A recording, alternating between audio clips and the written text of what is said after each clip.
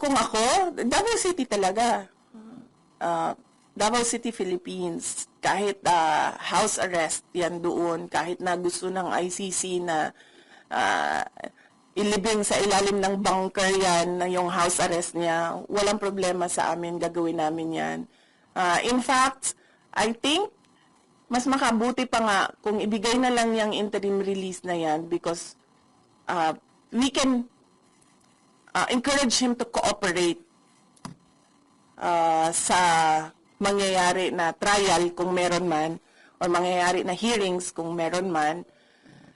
And you know, mahalaga sa amin yung word of honor namin, no, sa pamilya. So kung sinabi namin na papaniguraduhin namin na lahat ng hearing na sinabi ng ICC na umattend siya, papaniguraduhin namin na nandun siya at nag-attend siya.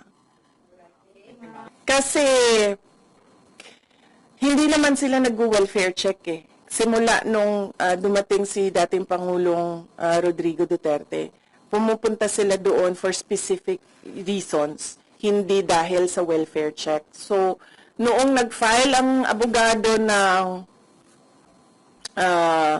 indefinite adjournment noong proceedings, suddenly meron ng welfare check na ginawa yung officials ng embassy.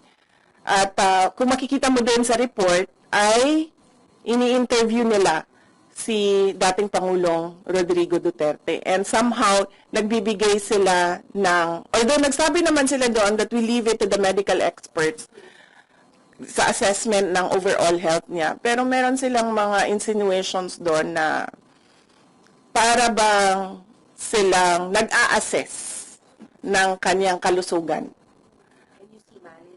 Of course, yes. I see malice in that. Number one, they never did a welfare check.